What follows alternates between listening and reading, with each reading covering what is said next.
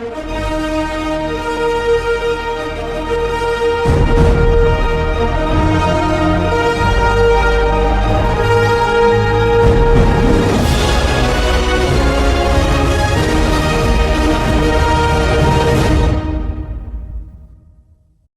season in the UFL, it's come down slightly to 42.5. And keep in mind, overs have been very profitable as of late, cashing in 9 of the last 13 games after they went 1-8 to start the season. Oh, come on, Tomu.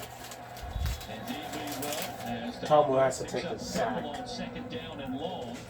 Rondell Carter. Willikers combined make the stop. Tomu did a good job just to get something out of that. Smart play action and trying to take a shot downfield. Well covered because of that. Maneuver in the pocket to get something positive out of it. I would also say we did a great job of holding on to that football while that pocket was getting a little crowded back there. Trend in the UFL. There's been more points in the last 4 weeks. Come on, man, just seeing chips. Defensive start for both sides after 2 long drives and now a big play for Chris Rowland. Lays. Been active in this first quarter. It's a first down for DC. Yep, regular Lays, not the Cheetos, which is disgusting. Chris Rowland, as he goes across the formations, man-to-man coverage everywhere else, but because of that motion from the right side of the formation to the left, nobody goes with them. They don't communicate well enough on who's It's just regular Lays. At least they're better than Cheetos. Time winding down in the first. Entertaining start. All right, defenders. Oh, too low, Tomu. It'll be second down. Yeah, Jordan Tomu, the quarterback for DC Defenders. Jordan Tomu's reading the defensive end, whether or not he's going to hand it off, and then he runs at that outside linebacker. If the outside linebacker jumps out to the receivers, Tomu's going to run that. Outside linebacker stays with the quarterback. He throws it out wide. It's not completed, but that's just new age triple option right there. Well, it's what we see a lot from the Baltimore Ravens and Lamar Jackson. End of the first quarter is here. 7-0 Michigan, but it's the DC Defenders on the move 15 minutes in here in Detroit. On a warm day, you want two things. A refreshing drink made with real fruit juice like Simply Spiked Lemonade, and a way to get cool. Oh, you can leave it open. Simply Spiked. Oh. Real fruit. And we're back. We're listening to Mic'd Up Moments. From Big Shit Panther sideline, Mic'd Up Moments on ESPN. It's like he was warned by an umpire in a baseball game for the bat flip, and you can't do that again. And Mike Dolan telling his star defensive tackle, no star, Garrett Marino, hey, you're on their radar, right? You got to make sure you watch and mind your P's and Q's. Sounds like what our producer tells Harry before the game. I think so.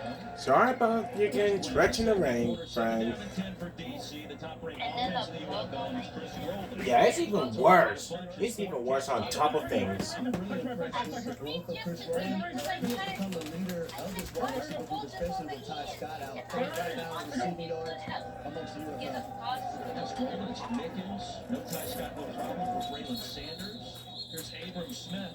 That should be enough to move the chains. Hey, Roy, I'd almost love to follow up with Mike Pierre and just how real that is. Whether we see it happen in basketball a lot, like Draymond Green, Dennis Rodman. I feel like they're always under a microscope with officials. Are there certain guys that they just do pay more attention to because they know there's going to be extracurriculars? Let's find that out. To the Verizon Command Center, Mike Pereira, speaking of officiating. Is that a conversation you guys have on the field when you talk about players that are a little Wait, it's because the car's hot? It is, especially if it's ongoing throughout the season. Wow. For instance, no, but when it's ongoing, yes. Dump off of the tight end. Bresnahan's going to have a first down and a lot more. Thank you, Mike. Into the red zone goes DC for the second time in 2 weeks. It really felt like both of these offenses have been in rhythm. A lot of it's driven by the quarterback. Michigan getting a little more help on than DC. Only bad people who are menaces will. 3, Abram Smith. Try to push the pile. And ahead towards the 17. Mutant attack. They're social menaces. Left. Reno Flame.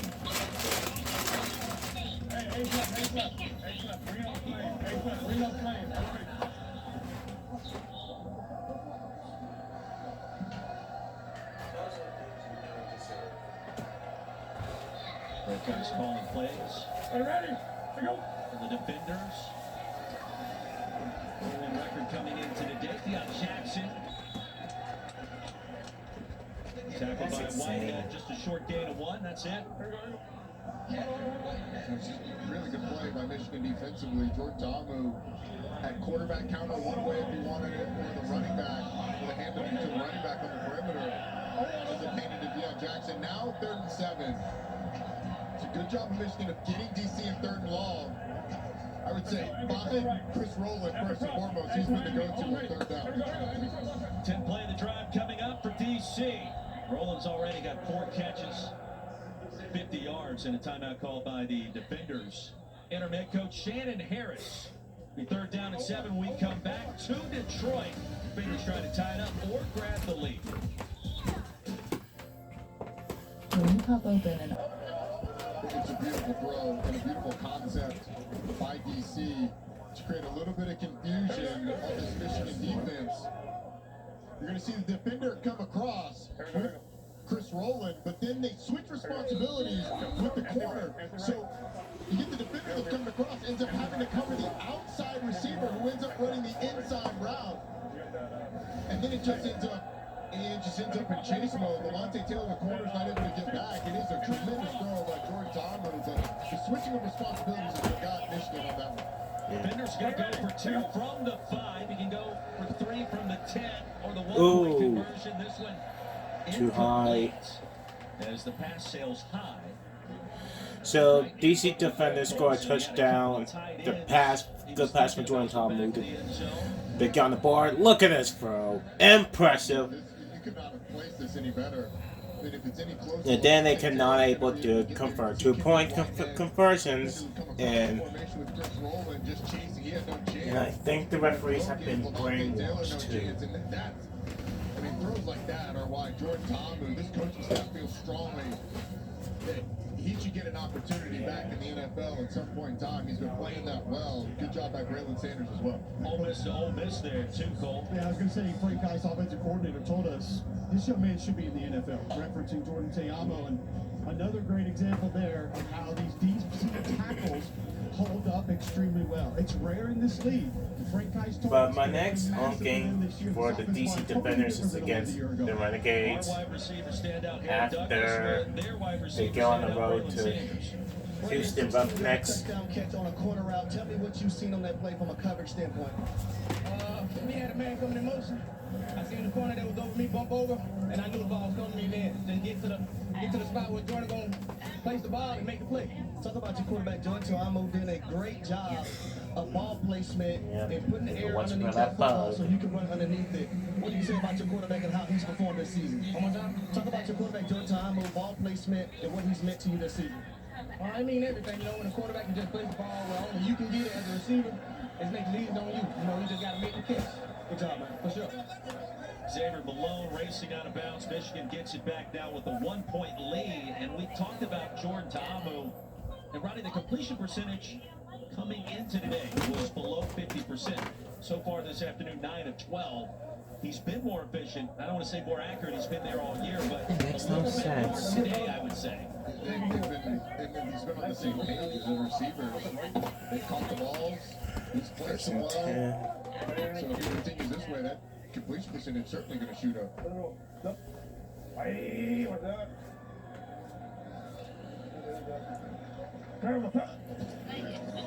Back to Bryce Perkins. He'll try a deep ball, man-to-man coverage, incomplete. A little face guarding there. Jalen Moore, the intended receiver, and Kelvin Jones. And yeah, but Running pass initially turned interference. around, and a penalty marker comes in. Defensive pass interference, number 27, defense. Pass interference, defense, number 27. 15-yard penalty. I think you nailed it, Roy. Kelvin Joseph just never turns around to play the football, and obviously impedes Jalen Moore from being able to get back, make a play on that ball that was a little underthrown. 15-yard penalty. First down for Michigan.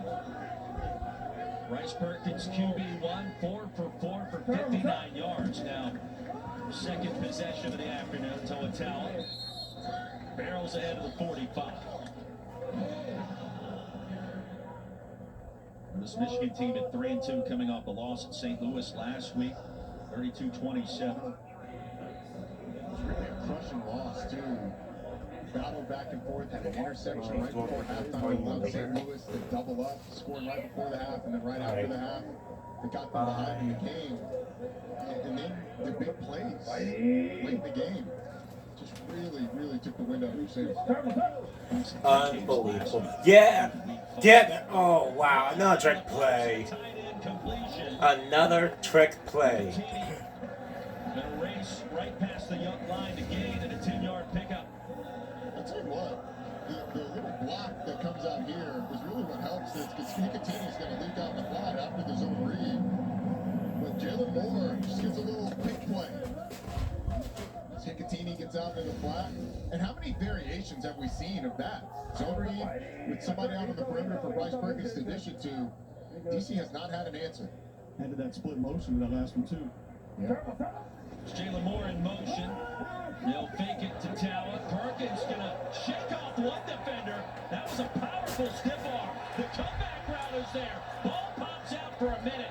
Penalty marker comes down, and a lot to unpack in that sequence. It's Malik Turner that caught the pass. I've got an incomplete pass. I've got an incomplete.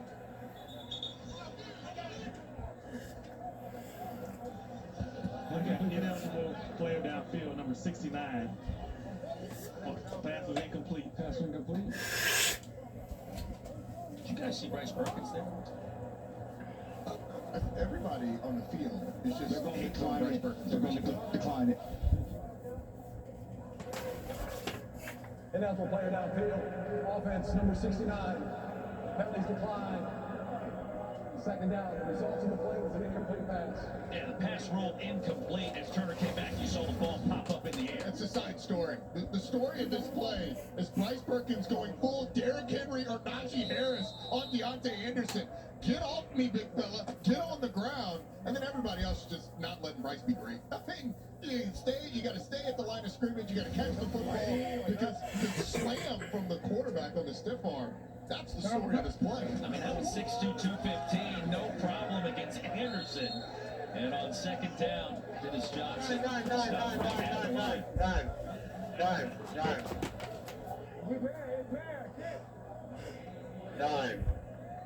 Time. All right. Let's go. Teachers towards Uno. Teachers towards Uno. Teachers towards Uno. As you can imagine, Blake Williams, defensive coordinator for DC, walking into the gym with one of those going biceps, triceps, traps. He's ready to play. Looks like he can play. See an outside linebacker. Third down, Perkins in the pocket. Buys a little extra. Perkins to the edge. Long ways to go for Bryce. And long one. At the 42 by Joe Wallace. That was really close by Bryce Thompson to being an illegal hit. Unnecessary roughness on the sideline. I mean, the quarterback's out of bounds. He's on the white. He's wrapped up. Bryce Thompson gives him a shove after. Michigan certainly didn't like it. That's what happens when you stiff arm free safety down to the ground a few moments ago. Yeah, no kidding. I guess he's sort of jumping out of bounds when it happens. It ends up being a little late. I'm good with the no call there. It looks worse, I think, in slow motion and with the angles that we had than it did in real time. 4th and 7. What are they going to do? I wonder. And let's see what Michigan wants to do. They're going to bring the punt team on the field. Simon Laria just signed midweek. We had a couple of long possessions to start this game. Great job by DC too, defensively getting off the field on third downs. Number one, forcing a third and long. That's the world that they want to live in. More so than having Michigan 3rd and 2 to 5. Mickens, who played his football in the old Pac-12 at Washington. UW in Seattle, drifts back inside his own 10. Big Ten legend. Can we call him that at this point in time? We've had this conversation. Yeah. Delay game. Delay game. Pushed them back. DC should decline the penalty. But can we call someone who went to Washington a big time legend? The answer is no, Roy. It doesn't feel right. We're going to, though. Yeah, we're going to. Well, I know we can call him. We can call him a Super Bowl champion because that's exactly what he is. They're putting a Super Bowl down with the Tampa Bay Buccaneers and Tom Brady and company. Had a little chat pregame about that. It was back in 2020, wasn't it? That's right. Spoken by ACC legend Aaron Douglas. We got legends all over the field today, don't we? Boy, you're something else. Hey, fellas, I got Gary Marino down here on the sideline. You've been warned, so what changes for you now when you're out on the field? Just keep it in between the whistle and play smart. Keep it out of the mouth, like don't let the verb going, go get the adjectives going. Yes, sir. None of that. It's business. That's not possible for you, though. I'm gonna show you how it is. There we go. Listen. Envisioning when Cole played at Auburn, he was like Gary Marino. I don't know why. I could be entirely off base. Mickens going to be shoved out of bounds at the 5. And they And a almost punt of pulled 41. as well. Loss of a yard on the return. Dent, part of the coverage. And Laria, nice job signed midweek for Michigan. On a war. Can bet, you can live bet the next drive. We're back. For DC. Right now, we see punt as the favorite at -160, and the long shot being other at +600. But for DC, so far in this game, we've seen an other cash. We've also seen a touchdown cash. And because they've been so good at getting down the field, I'm going to go with field goal attempt here. It doesn't have to be field goal made. That's at +400. And if we put $10 on that, you would win $40 if this ends up hitting. So we'll go with field goal attempt for this market right now. But this is available during the entire game, so check that out right now on ESPN Bet. All right. Erin Dolan, our sports betting analyst, and certainly we pay attention to her commentary during these games, in particular when it comes to the outcome of a drive. And we'll leave it there and let's see what happens. Anticipating a field goal attempt, DC backed up, hand off Deion Jackson. Frank Ginda tackled, and towards the 10, a nice gain on first down. For the defenders in first place, their first 2 drives, their last 2, they've marched basically 60-plus yards each time. They have. One ended in a touchdown. The other one ended in getting stopped on a 4th and short. We really had an opportunity to get the first down on the 3rd down play. Guys, we liked our conversation with interim head coach Shannon Harris this week. I mean, he's high energy, the way that he talks with his team, the way that he talks to the broadcast crew. He's kind of fun to be around. He is. And I think you've seen his confidence grow. So we had them their first game this year, and there was a little bit of certainly nervousness, just not really knowing what he was in store for, but the confidence certainly has grown since he's taken over. Try Deion Jackson again over the left side, had some real estate, and on 1st and 10, ahead across the 25. Hey, Roy, to follow up with that, speaking of Von Hutchins, the DC general manager before the game, I think people forget that your head coach walked away less than 2 weeks before the first game. Your defensive coordinator left during the season. You have a new offensive line coach. It's a lot of things to overcome this year, but we have the best record. Oh. Talked about that with Coach Harris. Okay, good job. You get rid of it, Tom. Good job. It was his time to be elevated, a chance to rebuild and rebrand a little bit more on that culture, and he's done it so far. They're in first place. And let me I'm going to touch on both guys. Shannon Harris, #1, back in 2015 when I was playing with the Tennessee Titans. He did the Bill Walsh Diversity Internship and was phenomenal during that time. So it was back in 2015. I knew when he got the opportunity to be a head coach that he was going to be phenomenal. And as far as general manager Von Hutchins, we played together with the Atlanta Falcons. He was a fantastic quarterback, very cerebral, smart. So it's not a question for me why this roster is as stacked as it is. It is stacked indeed on 3rd down and short to Amu. Gonna be sacked and dropped way back at the 16. Oh, no. Tafua got there, a loss of 10 on 3rd and short, and the Panthers stand up on D. It's really just the tenacious pursuit by Tafua off the edge, down the field. Jordan Ta'amu can't find anything initially, so when he tries to scramble, Tafua just does a great job of getting out, cutting off the angle to the outside, and being able to bring down the quarterback. The punt is away. Xavier Malone sidesteps 2 defenders, literally, and then brought down there at the 42. Head coach of the Panthers, Mike Nolan, is mic'd up for us once again today. I'm just saying throughout the game, just hear me out, quiet for a second, all right? He just needs two things. Once he's done with personnel, counter our players. That's all I got to do. I don't need anything else. Hey, Burton, no, Burton, I can't lose you, buddy. Don't do that. Come on, get over there. Hey, you, get over here. Come on. All three of you guys played college football. Mary, I'll start with you. How often do you have kind of a semi-confrontation on the sideline? Like, that's not something that's uncommon, right? No, it happens a lot, but, you know, you expect your coach, your players to keep a cool head, work things out, talk things over, and then you just go back to playing football. It's nothing that gets drug out throughout the game and even in meetings the following week. Legal formation penalty backs up Michigan a couple of yards. Roddy, you played for Paul Johnson. I'm imagining he had some things to say on the sideline talking to his staff at times, just knowing Paul a little bit. There was a lot of, hey, quiet, I'm talking. Just because as a head coach, sometimes because of the emotions, you have to calm people down so you can tell them what the most important thing is in that moment. Toatawa, all kinds of speed and mojo. Powers his way to the 35. And he's talking a little noise to the safety. Hard hat and lunch pail. Watch what this motion does to the middle linebacker and the edge defender. They're both going to get widened out, and Toatawa is just going to cut back right where those two guys were. I mean, the motions and shifts have really caused this DC defense to be out of position, and that time they get gashed in the run game. He's going to pick up 20 yards. He's got 8 rushing attempts from 41 and the touchdown so far. Guys, he's just a meat and potatoes kind of running back. You give him a crease, he's going to go north-south and get the job done for you out of Nevada. No nonsense. It's the hunger. It's understanding that he has a family back home he has to take care of. A guy that's going to take advantage of every opportunity that's given, or I won't say given, that's presented to him.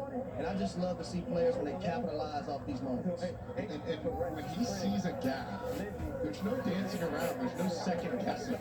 He's a guy that puts his foot in the ground and goes, and he's got a little bit of wiggle.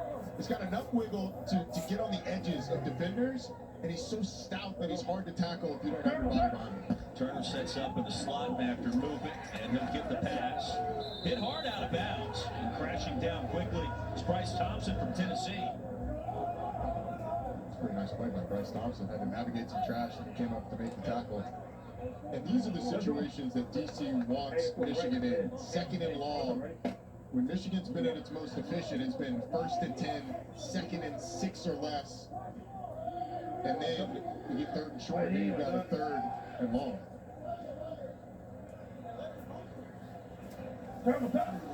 Panthers need 11. Here comes the pressure. Perkins still on his feet. Get him. Subway. Houdini does it again. Oh my God. Get.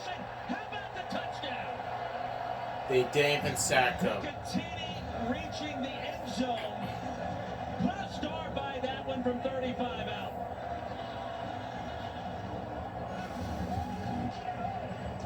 Well, the blitz is going to come from the edge. You're going to get the tackle going inside, and then Bryce Thompson is going to be this defender out here. He's going to come inside and have a free hit at Bryce Perkins, but he's not able to bring him down. I mean, he is so hard to tackle in those situations.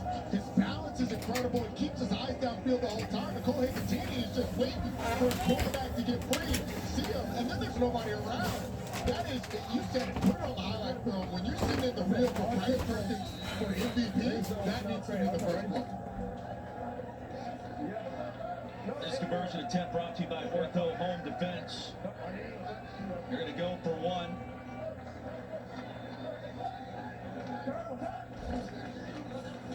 And Perkins straight ahead. The give. Conversion is good. 14-6 Michigan. Nate McCreary reaching the end zone. I want to know what Bryce Perkins had for breakfast this morning, because I want it every day of the week moving forward. It's whatever Bryce Perkins has for breakfast before every game. I mean, he was magical last week in the game against St. Louis, avoiding sacks and pressure. And really getting them in good situations with his legs when everything wasn't clean ahead of him. And good for Cole Higginson, just making himself available down the field, finding some space. But man, the magic of Bryce Perkins on full display. Hey, Bryce, can I jump in here real quick? I just want to ask you, when you start to move in the pocket like that, You're stiff arming a guy to the ground earlier. You're spinning out of stuff. What's going through your brain right there? Well, I mean, just stay up. Try to stay strong on the legs. And when you get out there, you know, it's hard for defenses, you know, when you extend plays, they got to come for a long time. So try to train myself to keep the eyes downfield. You know, guys did a great job of getting open. So made a play, got to keep rolling. Is that last pressure one you knew you didn't have the numbers on? You were probably going to have to leave? Yeah, I mean, the last one, you know, kind of, they did a good job disguising it. He Come on, came. DC. Come on, DC, do something. You know, made a play. Probably should have got it right, but you know, sometimes it happens and you gotta make plays. Thanks, Bryce. Thank you. Cole, thank you. That is the longest catch of the season for Icatini. And his first touchdown, week 7. The UFL starts Friday. DC and San Antonio at 8 Eastern on Fox. Then Saturday on Fox, Michigan and Arlington meet at 1 o'clock. Sunday at noon on ABC. Houston rolls into Birmingham. And also next Sunday at 3 o'clock on ESPN, St. Louis and Memphis to wrap up the weekend. I believe they have to be referred to as surging Houston at this point. Roughnecks are getting it done. They are, and they're right in the middle of things. Jalen McClendon has been an absolute revelation for them at the quarterback position. Isn't that what this league is all about? The redemption factor, the comeback story. On the tunnel screen, Chris Rowland's going to fall down right at the line.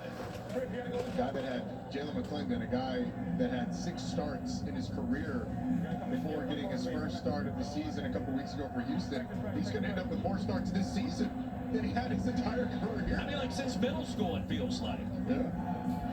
Waiting for his time. It has arrived for the Roughnecks. Tamu, 10 of 14, a buck 17, and a touch. Leading pass in the UFL at this point in the season. 2nd and 10. Tamu wants to heave one deep, and he does.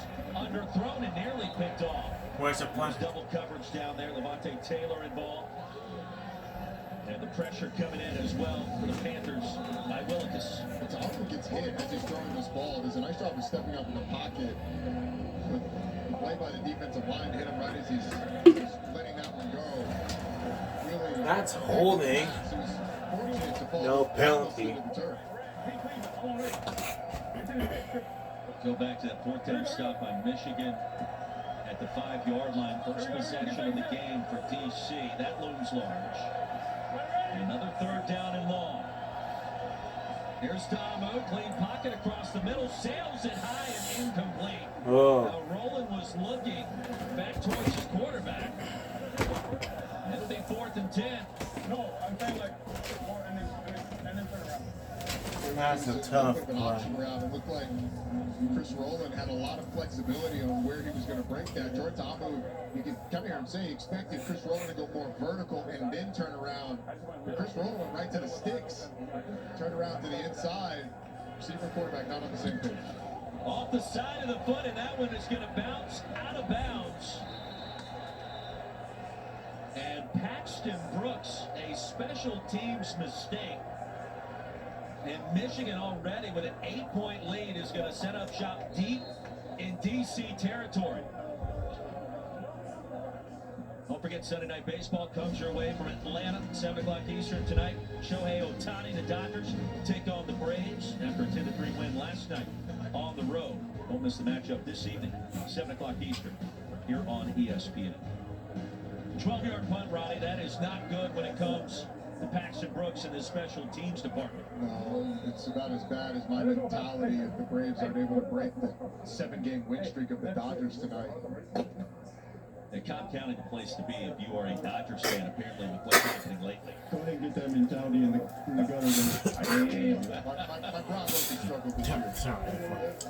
We're fighting. We're trying to make a comeback. Is Acuna back yet? We need him back, right? They just tweeted. Get Perkins. I don't know that that's a good thing if you talk about professional sports these days. He's not healthy, but he's tweeting. No, It's probably not going to end well. It is absolutely not going to. 2-minute warning. It has caused a little bit of a stir-up this year. 2-minute warning. Michigan on the move. Bryce Perkins, human highlight factory. Not in Atlanta. It's here in Detroit.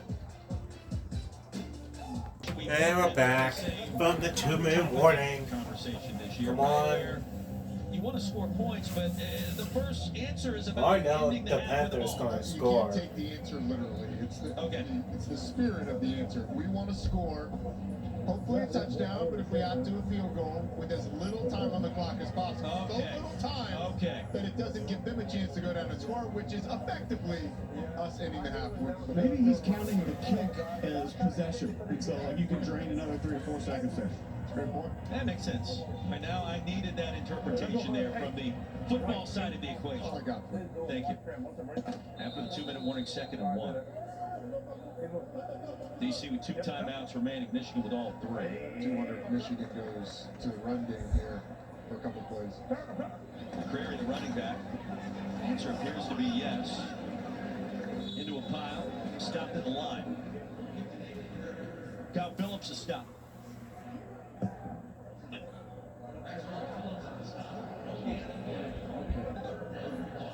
Here we go. Right trips to Zorro, is on snap. Right trip Zorro, is on snap. Total checks in. He has to get a touch here. What you believe? I think it's going to be some sort of zone read. Toa or Bryce to Perkins are going to carry the football on this one. It's Perkins. Look out. There it is. He gave it to Toa. And Kyle Phillips. That's a good defensive play. Perfectly a loss of 1. And it's going to be 4th down.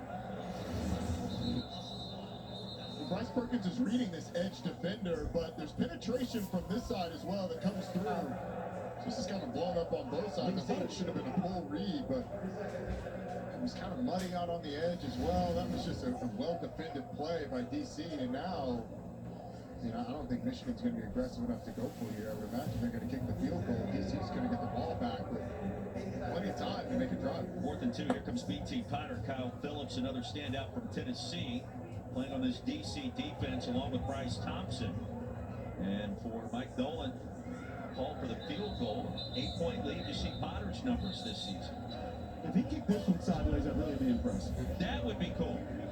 It will definitely be magical, a.k.a. Harry Potter's cousin. Oh, how about it? There it is. HD, it's good to have you back this week, by the way. Yeah, I missed you guys last week. We missed you. 45-yard attempt for Potter would be his longest of the season. He might go make this look easy. One of the top kickers in Clemson football history. Totally got it. From that left hash, BT Potter going to bury it. Well executed, longest field goal of the campaign, and it's now 17-6 Michigan. Now coming up later today, our first WNBA preseason matchup. Caitlin Clark and the Indiana Fever in action against the Brazilian national team. That is at 4 o'clock Eastern. The game is the homecoming of sorts for Caitlin. We're going to play it at Carver Hawkeye Arena back in Iowa City. What a scene it will be today on ESPN. And by the way, Roddy, Caitlin's been in the weight room this offseason. She is ready to go this year, and perhaps a more physical approach. Yeah. One of the faces of the game. We get to see her out there back in Iowa City. It does feel a little unfair that they're playing the entire nation of Brazil, basically. Right. But Caitlin Clark going home, really cool spectacle after being a late scratch in their last game. It's no different than here in the Motor City, Detroit versus the world, right? Let's go. Hey, that's true. That's a great point. Make a play, man. Cole was driving in yesterday, went past 6 Mile, 8 Mile. I had to get Just made it all the way here.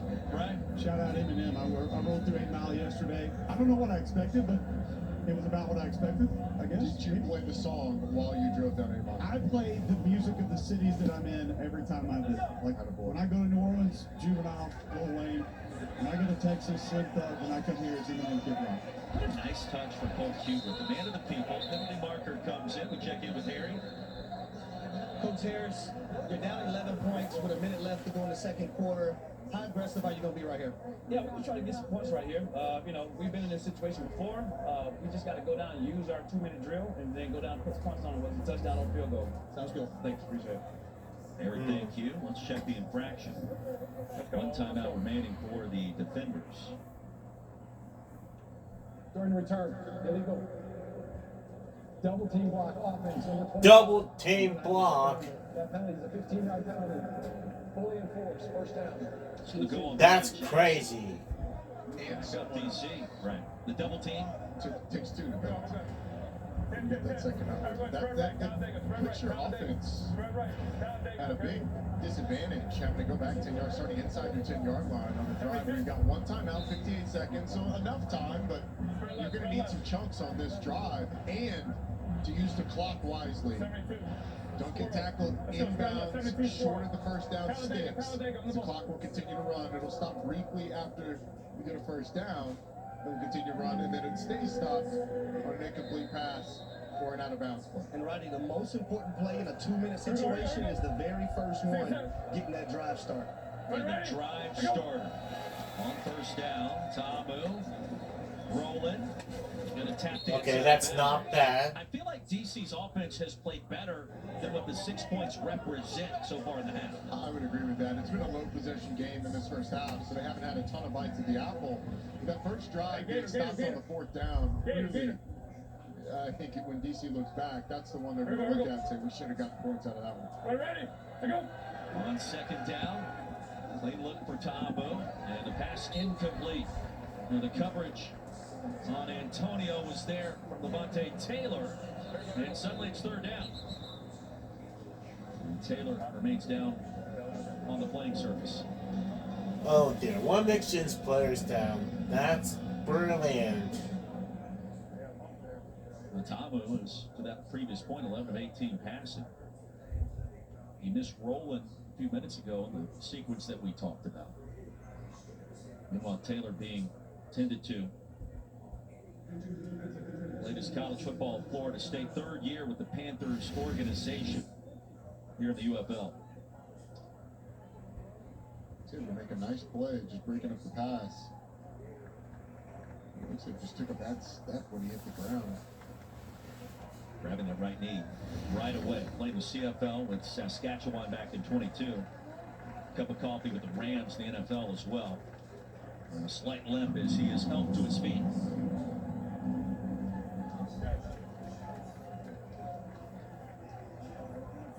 I'll tell you right now, 3rd and 2 situation right now, your starting cornerback, Levante Taylor, has gone out of the ball game. I'm thinking about going to the side where he's exited the ball game, and the new corner is now in.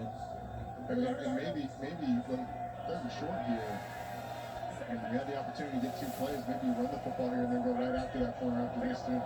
Kenai Lovely on the field to replace. That's a good catch. And across the middle to Mickens. Chain mover, first down, a gain of 9, and the drive starts now.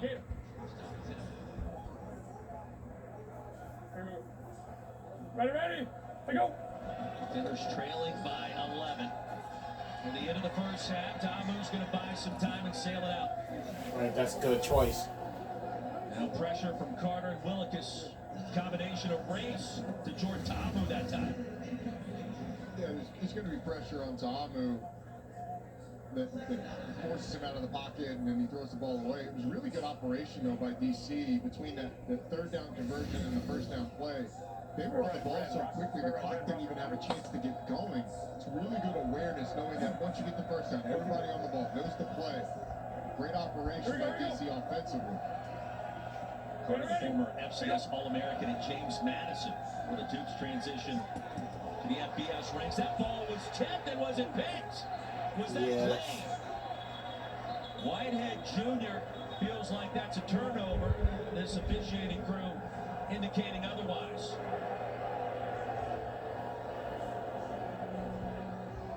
Jeremiah, look at Coach Nolan if he wants to challenge us.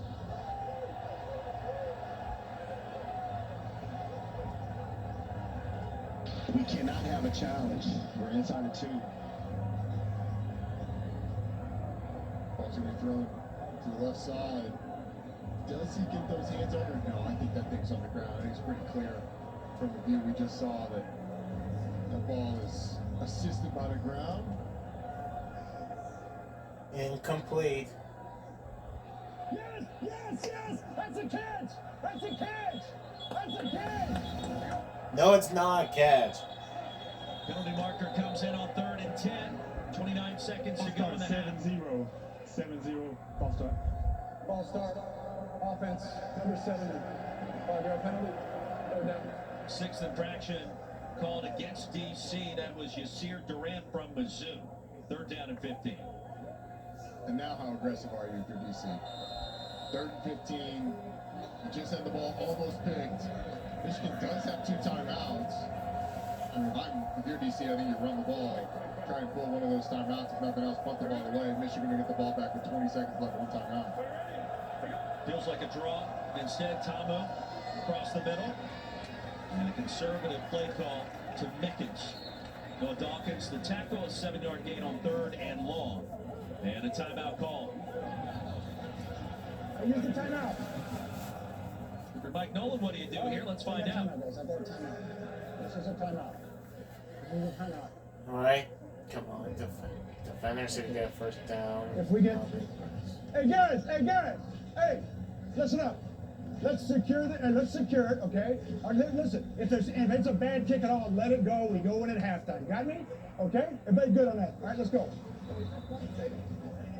No, it'll be a run over return. All right, Marcel, do you hear me? I'm going. It's gonna. So we might get it, we might not. We'll see what happens. You got one time. I got my flag, right?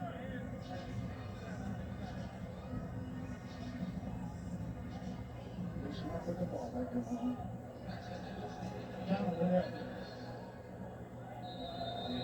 Here's Paxton Brooks back on the field. Remember, he shanked the last punt to tune of just a 12-yard effort.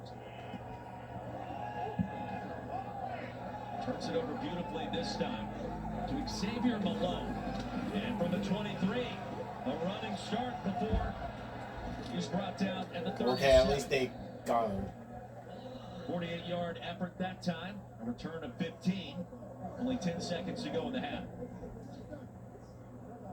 Quite enough time to get anything done. I mean, you may have one play to try for a long field goal, but that'd be really aggressive by Michigan. And you got 1 shot at it. We'll see what they choose to do.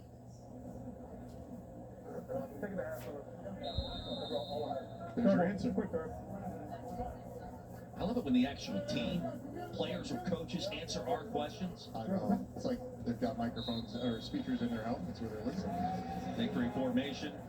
Panthers, one of the more impressive halves of the season. The Panthers going to receive the 2nd half kickoff. Thank you for watching the 1st half. Until then, I'll get to the...